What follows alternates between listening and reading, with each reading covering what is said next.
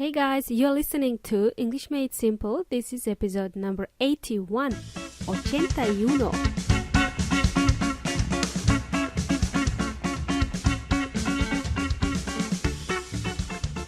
Hey, what's up? What's happening, muchachos?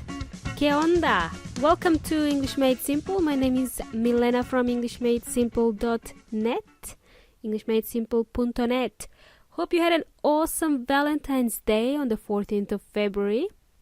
I almost forgot about it until my husband bought flowers from the supermarket.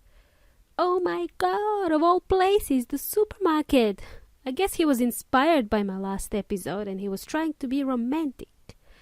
But I wanted chocolates, god damn it. I hope you were also inspired by the last episode. I hope I inspired you to go and buy some Nutella. Radio. In today's short and sweet episode, we are going to cover some commonly used phrasal verbs in the supermarket. And not just the supermarket, but also other stores. And maybe we will learn a couple of new words. Who knows? Stick around. I also wanted to mention some other things you could find at the supermarket, and I will also share one important tip when it comes to selecting your groceries at the shop. Tienda, shop in Spanish, tienda. Generally speaking, I don't have the patience to go shopping anymore.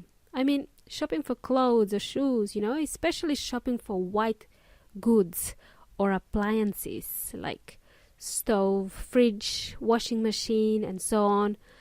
White goods in Spanish, this is productos de línea blanca. It's really boring to go and shop for fridges or washing machines, you know what I mean? I used to enjoy shopping for clothes in my younger days, in my 20s that is, but now I prefer window shopping instead. Window shopping is a term that means that you don't intend to buy something, but you simply want to look at the items from the outside. You're looking at the items that are on display in shop windows. That's what window shopping is. You don't physically enter the shop. In Spanish, this is vitrinear. Let's begin. There is a lot to cover today. So, guys, what else can we buy from the supermarket? We covered a lot in the last episode. So apart from flowers, we can also buy vitamins or supplements, such as vitamin C or vitamin D or vitamin E, and so on. The word vitamin has two pronunciations.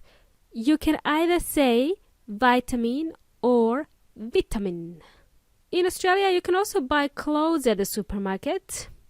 In fact, it's cheaper to buy it from there than going to a normal retail store. This is a good option for somebody who is on a budget. This is an English expression, to be on a budget. And in Spanish, this would be something like ahorrando dinero. If somebody is on a budget, it means that they are trying to save money. They don't have a lot of money to spend on things they don't need. People who are on a budget don't live extravagantly. They have to save money. And something else, guys. In the last episode, I forgot to mention one section of the supermarket called dairy. Dairy. That's another important section of the supermarket. Duh. I forgot about it. So I will use short and sweet episode to explain this. Dairy is spelled as D-A-I-R-Y. Dairy is a place where you can find things like milk, cheese, yogurt, butter, and so on. When I go to the dairy section, I always end up buying one brand of milk. I don't have patience to look at all the brands on the shelf. There's just too many to choose from, so I only go for one brand of milk. Brand is marca in Spanish. I use the phrasal verb here, if you haven't noticed, end up. I always end up buying one brand of milk. End up meaning eventually I will choose one brand of milk. Meaning at the end, I always choose one brand of milk. Great! That's covered. Awesome. Now, some useful phrases to be aware of or to know in the supermarket are out of stock. This means that shop doesn't have any stock to sell, any items to sell, no products to sell. I go mental when the supermarket is out of stock of Nutella. Go crazy. Another useful phrasal verbs for you guys. Run out of something. I have run out of Nutella the other day. I need to buy more. I have run out of milk. There is no milk in the fridge. Need to get some more milk. I have run out. This one is quite important to know. It's very useful to know, to run out of something. Most of the time when I go to the supermarket, I usually see some items on sale. When something is on sale, or an item on sale, it means the price has been reduced. There is a discounted price on this item. It means you're getting a bargain. Now, according to Weon Inteligente or the online dictionary, a bargain as a noun means getting an item at a lower price than its original value. Okay, you're getting a bargain. For example, $20 for this Armani jacket. Wow, that's a bargain. I'm getting a good deal here. It's a bargain. Wow, awesome.